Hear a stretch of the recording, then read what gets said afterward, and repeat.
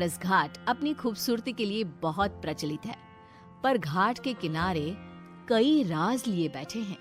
ये कहानी शुरू होती है बनारस के घाट के पास बने ममता निवास से, जहाँ प्रिया लाल जोड़े में ममता के घर उसकी बहू बनकर आती है। आओ आओ बहू, घर को अपने पैरों से पवित्र करो। ममता घर की दहलीज पार कर ही रही होती है कि अचानक एक बहुत गंदी सी बास पूरे घर में फैल जाती है।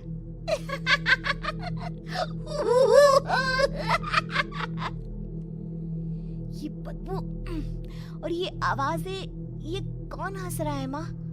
अब ये पड़ोसी ना हमारे थोड़े अलग से है। कहाँ हम शाकाहारी और ये मांस मच्छी खाने वाले। छोड़, तू ध्यान मत दे और गृह प्रवेश कर। और हाँ बहू, अपनी सास की एक बात हमेशा याद रखना, इन पड़ोसियों से तो कभी बात नहीं करेगी। अच्छे लोग नहीं है ये। अपनी सास की ये बात मानेगी ना बेटा? हाँ माँ, जो आपकी मर्जी, मैं उनसे बात नहीं करूंगी। अगले दिन प्रिया अपनी पहली रसोई बनाने रसोई घर में जाती है। ये छोकी बात तो नाक में जा रही है। एक काम करती हूँ, खिड़की खोल देती हूँ। प्रिया खिड़की खोलने जाती है। इतने जाले, लगता है इस खिड़की को कभी खोला ही नहीं गया। पर ऐसा क्यों? ओह, नॉन वेज की स्मेल आती होगी ना। 2 मिनट के लिए खोल लेती हूँ, फिर बंद कर दूंगी।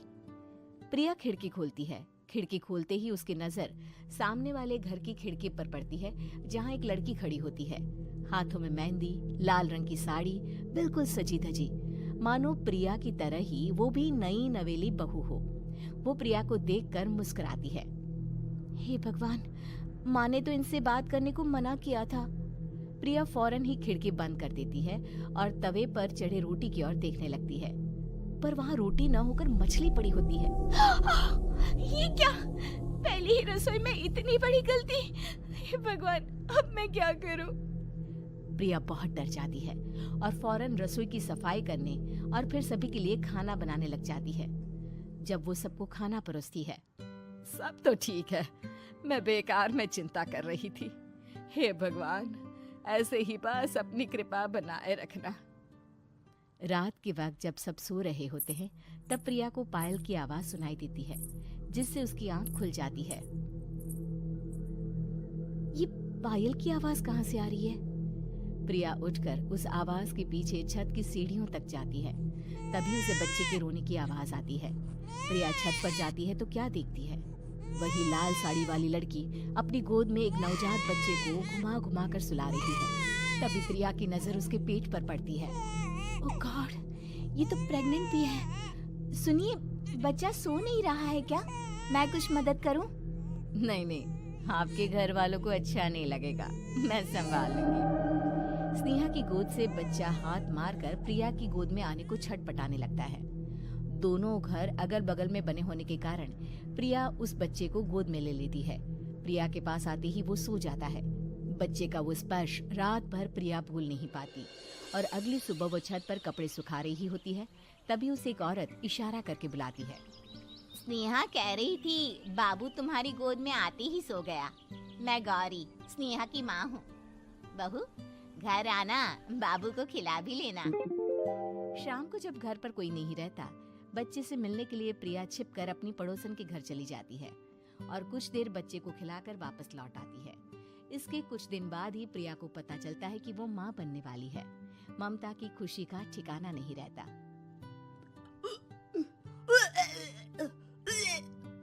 माँ जी, पता नहीं क्यों उल्टी आ रही है। प्रिया भागती हुई वॉशरूम में जाती है तो हरे और लाल रंग की उल्टी करती है। उस उल्टी में से कीड़े निकलते हैं। ये क्या? खून और ये कीड़े! माँ! माँ! प्रिया की आवाज सुनकर ममता दौड़ कर आती है, पर बेसिन में कुछ नहीं होता। प्रिया हक्की बक्की रह जाती है। ये सब क्या हो रहा है? प्रिया घबरा जाती है और अपने कमरे में जाकर सो जाती है। डर के कारण वो इतनी थक जाती है कि उसकी आंख लग जाती है। तब उसे ऐसा लगता है उसके पेट पर मानो कोई बैठा हुआ हो।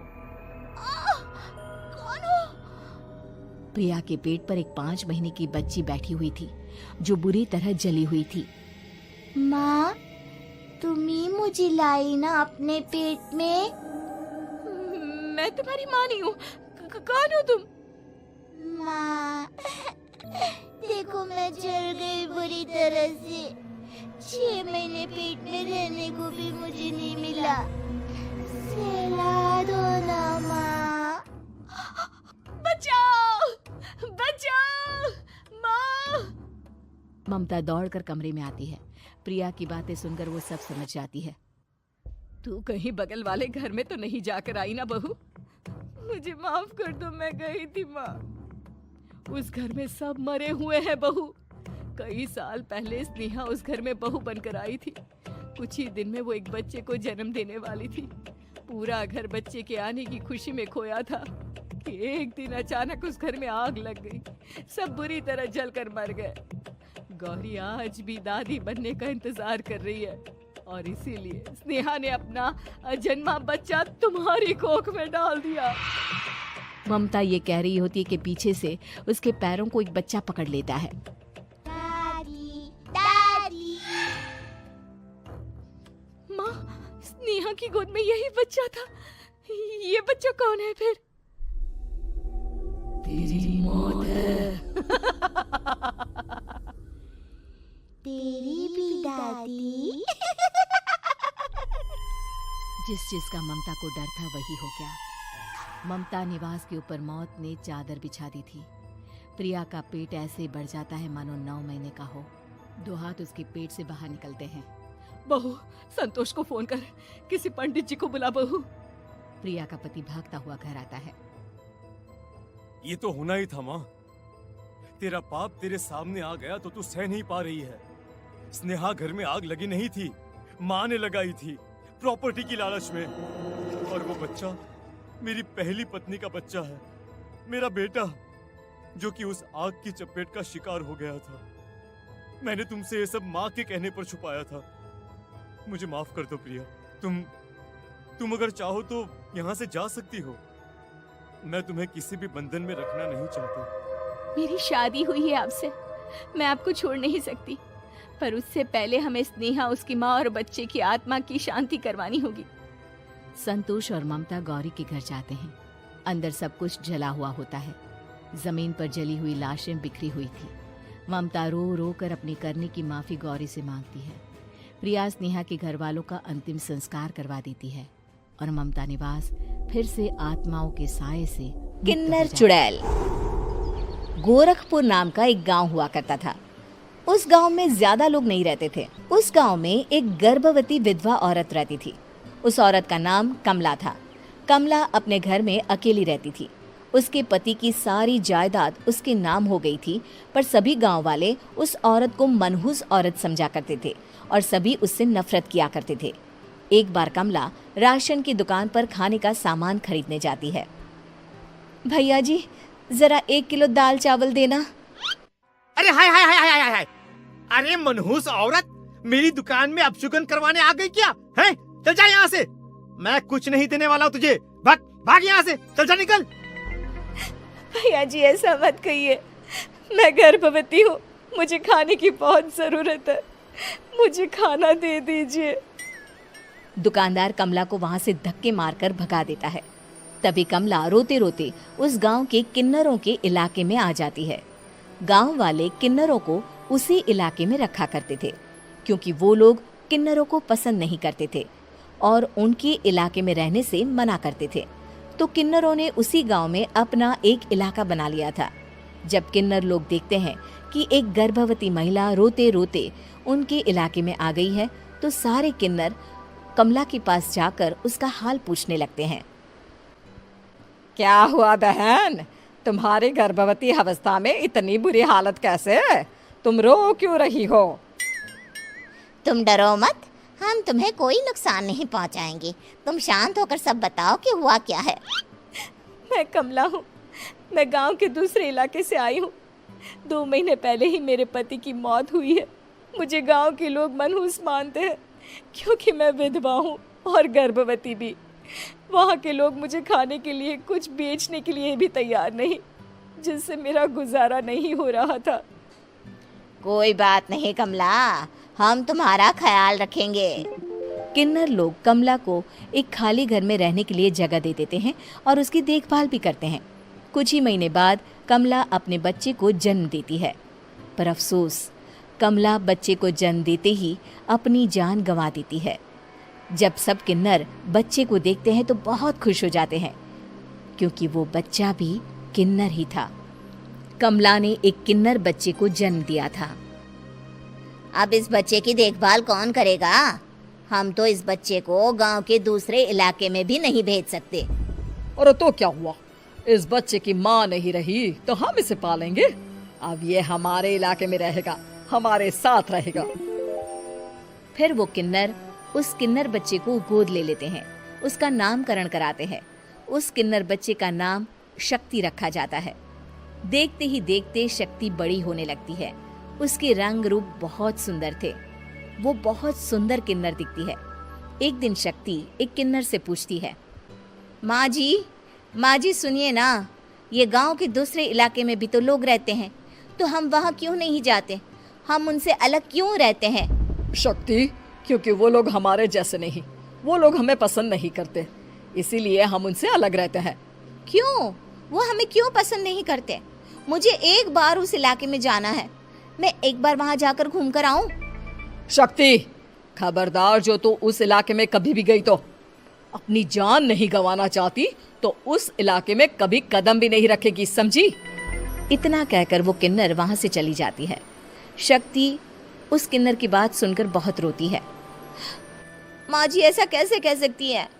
उन्होंने इतनी सी बात के लिए मुझे इतना डांटा। अब तो मैं उस इलाके में जरूर जाऊंगी।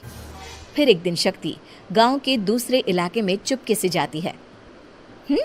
ये लोग तो हमारे जैसे ही इंसान हैं, तो ये हमसे नफरत क्यों करते हैं? जब शक्ति उस इलाके में पहुंचती है तो गांव के सारे आदमी उसके रूप से मोहित हो जाते हैं। वो लोग ये अंदाज़ा नहीं लगा पाते कि वो किन्नर है। शक्ति की सुंदरता देखकर सारे गांव वाले उसकी तारीफ करने लगते हैं। तभी गांव का चक्कर लगाने गांव के जमींदार का बेटा हर्ष वहां पहुंचता है।